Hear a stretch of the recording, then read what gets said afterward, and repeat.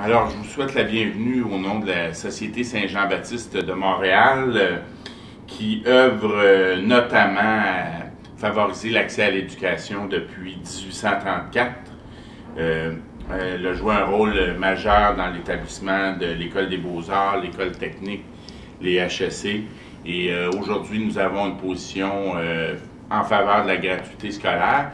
C'est un sujet dont on a parlé extensivement. Il y a un sujet, par contre, qui correspond à un tabou, c'est le facteur linguistique, le déséquilibre linguistique du financement universitaire. Il faut se souvenir qu'au Québec, l'accès à l'éducation est fortement relié à la langue des étudiants et des institutions. Malgré qu'on a connu des progrès considérables, le taux de diplomation universitaire des jeunes francophones est encore beaucoup moins élevé que celui des jeunes anglophones. On parle de 22,5 % pour les jeunes anglophones comparativement à 32,3 % pour les jeunes anglophones. Alors, il y a des causes historiques à ça.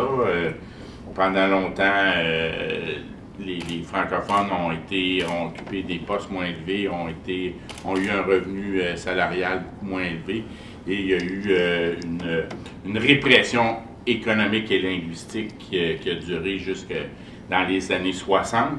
Et alors, la question du financement du réseau universitaire est très importante. En 2008-2009, environ 265 000 personnes étaient inscrites à temps plein ou à temps partiel dans les universités québécoises. Ces institutions disposent d'un budget d'environ 6 milliards de dollars. Elles emploient environ 10 000 professeurs et au moins autant d'employés de soutien, de professionnels de cadre. Les universités se démarquent, ont un impact économique très important. Elles créent des milliers d'emplois directs et indirects, dont la langue de travail va généralement correspondre à la langue d'enseignement d'une institution. Alors, si on regarde globalement, pour 8,2 % d'anglophones de langue maternelle, on attribue environ 16 % du financement au réseau collégial anglophone et 25 % au réseau universitaire anglophone, c'est-à-dire 3 fois plus de financement proportionnellement au poids démographique des anglophones. Si on observe ce qui se fait, par exemple, à l'extérieur du Québec, au Canada, il y a un sous-financement des universités francophones par rapport au poids démographique des francophones, des francophones hors Québec. Donc, au Québec même, on dit que pour 100 étudiants de langue maternelle française, il y a environ 107 personnes qui étudient en français à l'université au Québec. Pour l'anglais, c'est 172 personnes qui reçoivent un enseignement universitaire en anglais pour chaque 100 étudiants de langue maternelle anglaise. Alors, puis ça concerne seulement les étudiants résidents du Québec. Et nulle part ailleurs au monde, à peu près dans les pays occidentaux, on retrouve un surfinancement des universités dans une autre langue que celle de la majorité comparable à ce qui se fait au Québec, alors que le français est menacé au Québec. Alors, il y a un groupe d'universitaires qui ont signé, 30 universitaires qui ont signé une déclaration pour soulever le débat. Alors, je vous présente les participants ici. Il y a le docteur Jacques Baillargeon, qui est professeur en médecine à l'Université de Montréal. Gilbert Paquette, professeur à la Téléuniversité du Québec. Michel Moisan, professeur de physique à l'Université de Montréal. Denis Trudel, qui est le porte-parole du Mouvement Montréal français, qui présente un mémoire aussi au sommet sur l'enseignement supérieur et qui traite du déséquilibre linguistique du financement des universités. Alors, je vais laisser la parole à Gilbert Paquette, qui pourra nous présenter cette déclaration des universitaires.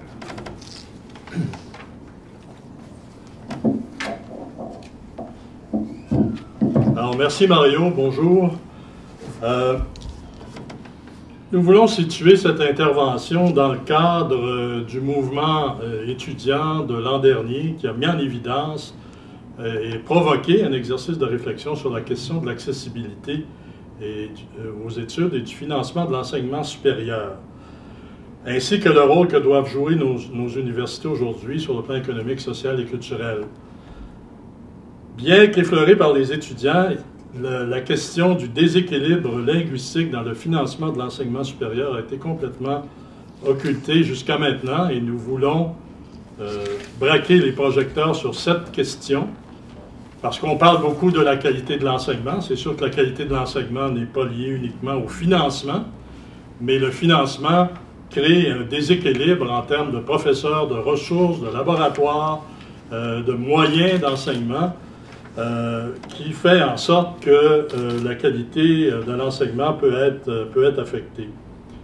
Ce ratio de 3 à 1, si on regarde la taille réelle de la communauté anglophone, crée en fait deux pôles d'anglicisation, l'Université Concordia et l'Université McGill, pour avoir discuté beaucoup avec des étudiants qui ont pris des cours dans ces universités. Très souvent, vous êtes dans une classe à l'Université Concordia où le professeur est francophone, où la majorité des étudiants sont francophones et où les cours se donnent en anglais. Alors, il y a là un terreau d'anglicisation. Il y a évidemment un impact aussi sur le manque à gagner ou le manque de financement de nos universités. C'est un problème surtout francophone, dans les universités francophones, parce qu'il y a le déséquilibre du financement de Québec, du gouvernement du Québec aux universités, qui est en faveur des anglophones. Le déséquilibre est encore plus grand quand on regarde les subventions fédérales, notamment les subventions fédérales à la recherche. Et il est encore beaucoup plus grand si on regarde le financement externe, fondations, entreprises privées, et qui vont de façon disproportionnée dans les universités anglophones. Donc, nous pensons que c'est le devoir de notre État national de rétablir l'équilibre et de faire en sorte que le sous-financement relatif des universités francophones du Québec soit compensé. On a suggéré plusieurs façons de le faire. Nous disons aujourd'hui qu'il y a une façon de le faire maintenant, c'est d'établir le financement des universités en fonction de la proportion réelle de la minorité anglophone et de la majorité francophone. Il y a bien sûr d'autres façons. Quand on regarde les 50 milliards de financement que le Québec envoie chaque année au gouvernement fédéral, notre part des dépenses militaires, on a parlé beaucoup des avions et des chantiers navals récemment, mais quand on regarde l'ensemble des dépenses militaires, notre part annuelle est d'environ 4,5 milliards de dollars. Il y a amplement là une façon de corriger également le déséquilibre entre universités francophones et universités anglophones au Québec. Donc, nous demandons que le sommet qui débute lundi se penche sur cette question du déséquilibre linguistique dans le financement de l'enseignement supérieur. Merci. Alors, tantôt, j'ai parlé de l'impact du surfinancement des universités anglophones sur la situation linguistique au Québec. On sait que, on peut difficilement s'imaginer que si on apprend le vocabulaire de notre profession complètement en anglais, qu'on va ensuite travailler en français. Donc, il y a un impact anglicisant très important. Et on sait qu'il y a une proportion beaucoup plus importante des étudiants, même québécois, qui ont fréquenté les universités anglophones, qui quittent le Québec par la suite. Donc, ça a des impacts économiques, ça favorise l'exode des cerveaux. Plusieurs, notamment des enfants de la loi 101 qui par la suite fréquentent le cégep et l'université en anglais, sont beaucoup davantage portés à quitter le Québec ou à rester à Montréal, mais très peu d'entre eux vont s'installer en région. Donc, ça a pour effet de marginaliser les régions. Donc, c'est extrêmement important d'intervenir à ce niveau-là. Mais il y a aussi un facteur économique qui joue. parce que les universités anglophones ont une proportion des étudiants étrangers, et notamment des étudiants au Canada, hors Québec, qui est très importante. Alors, il y a le professeur Michel Moisan qui a étudié beaucoup plus en profondeur cette question. On va lui laisser la parole. Il va nous parler de ce facteur des étudiants étrangers qui fréquentent les universités anglophones. Merci. Voilà, je suis professeur de physique, donc a priori, je ne suis pas un spécialiste de ce que je vais présenter, mais rassurez-vous, j'ai plein de collaborateurs autour de moi qui, par contre, voulaient absolument conserver l'anonymat. Donc, voilà. Premier tableau que je vous présente, c'est celui du nombre d'étudiants par université. Il s'agit d'étudiants, on appelle ça effectif étudiant équivalence à temps plein. Donc, vous voyez, vous avez dans la première colonne à gauche ce nombre d'étudiants, et la deuxième colonne donne le nombre de Québécois qui fréquentent ces universités. Donc, vous voyez Laval 87%, Montréal 78%, Sherbrooke 48%, McGill 44% seulement sont des Québécois, et Concordia 66%, et Bishop 48%. Donc, quand on regarde maintenant au total donc, la fréquentation, ce que l'on voit, c'est que pour McGill, c'est 55,6% d'étudiants non québécois. Donc, contrairement à ce que dit la principale dans son article hier au Devoir, disant qu'il y a plus de 20 000 étudiants québécois à l'Université McGill, je regrette, mais si on fait le calcul, ça fait 16 000. Donc, voilà. Et l'autre chose aussi qu'on remarque, c'est qu'à McGill, la proportion d'étudiants qui viennent d'ailleurs que du Québec, c'est essentiellement des Canadiens hors Québec, et on a aussi des internationaux, et les résidents permanents sont traités comme des internationaux. Donc, vous voyez le déséquilibre, dans le fond, finalement, quand on parle du financement qui est au niveau de 26% de l'enveloppe totale, c'est que là-dessus, il y a une grosse contribution qui va aux étudiants qui ne sont pas québécois. Et donc, ce sont des étudiants qui, bien sûr, paient des frais de scolarité, mais des frais de scolarité qui ne couvrent pas la totalité du coût de leurs études, et qui, une fois le diplôme obtenu, vont partir sans participer au financement par des impôts ultérieurement. Donc, c'est une perte sèche pour nous. Et la question qu'on peut se poser sur ce tableau, c'est avons-nous les moyens financièrement au Québec d'avoir plus que, disons, 20% d'étudiants étrangers ou d'étudiants non québécois par université? Et je crois que la réponse, c'est non. Et si on fait le calcul, donc, ça fait quelque chose comme 150 millions qu'on pourrait retirer, donc en ramenant McGill à 20% et Concordia à 20%, donc on aurait environ 150 millions qu'on pourrait récupérer. L'autre point que je voulais signaler, c'est celui de la question des frais de scolarité.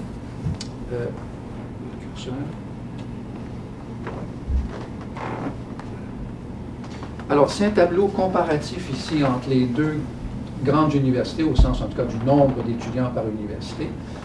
Donc, ce qu'on appelle les droits, qui sont les droits de scolarité, plus les coûts afférents et autres coûts. Donc, au total, à McGill, c'est 217 millions et à Montréal, c'est 108 millions. Je vous rappelle qu'on a 8000 étudiants en plus à Montréal. Donc, le ministère donc l'enseignement supérieur, recherche scientifique et technique, donc, récupère une partie.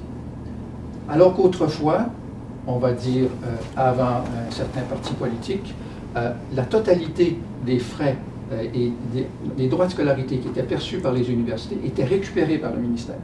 Maintenant, il y a une récupération partielle, c'est dans le système budgétaire. Donc, McGill redonne 83 millions, Montréal 22 millions. Montréal a beaucoup moins de droits dus aux étrangers parce que, essentiellement, ce qu'on reçoit comme étrangers sont des Français qui, dans le cadre d'accords d'échange, paient les mêmes droits de scolarité que les étudiants québécois. Donc, on peut établir ici, ça c'est le nombre d'étudiants équivalents temps plein, donc à McGill, 30 000, Montréal, donc 37 000. Et si on fait la différence entre les droits bruts par étudiant, les droits nets par étudiant, une fois que le ministère a récupéré sa partie d'argent, ça nous fait donc une différence nette de 2 86 $ par étudiant, qui ramené au nombre d'étudiants de McGill, lui donne un avantage chaque année de 63 millions de dollars sur l'Université de Montréal, toujours pour 20 % de l'Université de Montréal. Donc, voilà, c'est un facteur important. Et je dirais que ça permet presque d'évacuer la question linguistique d'une certaine façon, en mettant ici en perspective, non pas l'aspect linguistique, puisque je ne le minimise pas, puisque je suis signataire aussi de l'article, mais de dire qu'est-ce que le contribuable pense de cette situation. Est-ce que le contribuable québécois est disposé à payer pour 55 % d'étudiants étrangers à McGill? Et en passant, c'est ça qui fait aussi la réputation de McGill. C'est un truc qui s'auto-alimente, donc, parce qu'on reçoit beaucoup d'étudiants étrangers, des étudiants qui ont été l'objet d'une certaine sélection, donc ça augmente ceci. Une dernière chose que je peux signaler de la réponse de la principale hier au journal Le Devoir, c'est qu'elle a dit que la plupart des résidents, donc entendez après le programme de médecine, s'établissaient au Québec. Ce qu'il faut dire, il faut nuancer, c'est la première chose, c'est que la moitié des étudiants de McGill, une fois qu'ils ont terminé leur programme de médecine, s'en vont. Donc c'est une perte d'environ 20 millions aussi, brut. Ça coûte 300 000 $ former un médecin, premier programme. Résultat de ça, c'est qu'il n'y a pas assez d'étudiants qui viennent de McGill pour devenir résidents. Donc on embauche des étudiants qui viennent, des résidents qui viennent de l'étranger, avec le résultat, donc, ils ne parlent pas français. Donc, ma mère est décédée dans un hôpital où il n'y avait pas de résidents qui parlaient français. Et donc, ces étudiants, donc effectivement, ces résidents vont s'établir au Québec, mais c'est évacuer une partie du problème. Donc, c'est pourquoi autant d'étudiants de médecine à McGill s'en vont à l'étranger. Et peut-être qu'on pourrait, pour des études qui ont des coûts très élevés, faire signer un genre de contrat aux étudiants en disant, voilà, si je quitte le Québec avant d'avoir pratiqué pendant 4 ou 5 ans, par exemple en médecine, je vais rembourser la différence entre les frais que j'ai payés et les 300 000 qu'ont coûté ma formation. Voilà. Est-ce que des questions, ça va? Merci beaucoup. Alors, on voit M. Baillargeon.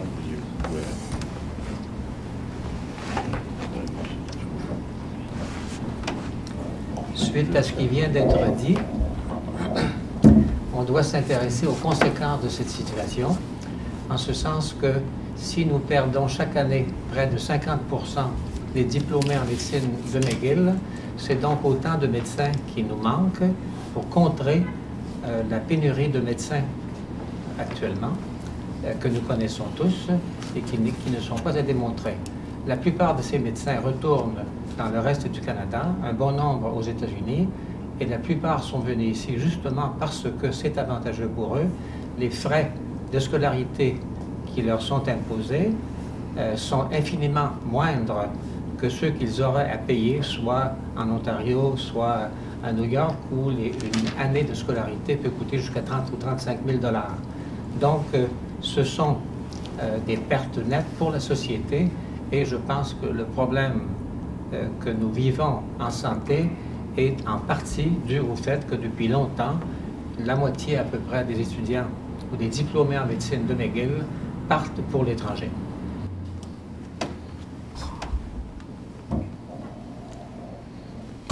Alors, quand on regarde les chiffres, c'est très clair que c'est inacceptable. C'est une situation qui est néfaste autant pour l'économie du Québec, pour le développement culturel. On est de plus en plus dans une économie du savoir et on subit les conséquences de ce déséquilibre linguistique. C'est également absolument néfaste pour l'avenir du français au Québec. Alors, pourquoi c'est évacué comme ça du sommet sur l'enseignement supérieur? Pourquoi on en entend si peu parler? Mais je pense que c'est tout le tabou qui entoure la question linguistique. On se fait accuser, tous ceux qui défendent le français se font accuser de xénophobie, alors que c'est tout à fait l'inverse. Tout ce qu'on veut, c'est d'assurer l'avenir du français, assurer le développement culturelle, linguistique et économique du Québec. C'est une forme d'intimidation. Je pense que si la situation inverse existait, si les universités anglophones étaient sous-financées, on s'attendrait à ce qu'il y ait vraiment un tollé, une campagne épouvantable, mais si c'est des Québécois, si c'est des francophones au Canada, il semble que c'est pas grave. Ce qu'on appelait l'attitude du « on est né pour un petit pain » ou l'attitude de minoritaire semble être encore ancrée aujourd'hui et il faut s'en défaire. Et je tiens à féliciter tous les universitaires qui ont signé cette lettre ouverte, cette déclaration pour un financement équitable des universités francophones. Je pense qu'il faut le faire. C'est vraiment étonnant que cette question-là n'ait pas soulevé davantage. Et pour conclure, je dirais que si les universités anglophones recevaient un financement proportionnel et un nombre d'étudiants proportionnel à leur poids démographique, on compterait dans les universités francophones 37 000 étudiants de plus, 1 700 professeurs supplémentaires et les universités francophones disposeraient en général d'un budget d'1 milliard de dollars de plus. Alors, je pense qu'il faut au moins lancer le débat. On peut comprendre qu'en ce moment, le débat est centré sur la question des droits de scolarité, mais cette question-là du déséquilibre linguistique du financement des universités doit être abordée et on espère que le sommet de l'enseignement supérieur va au moins en parler brièvement et que si ce n'est pas fait exhaustivement lundi et mardi, qu'il va y avoir des études, que cette question-là va être abordée. Alors, je vous remercie beaucoup. S'il y a des questions, des commentaires, elles sont les bienvenues.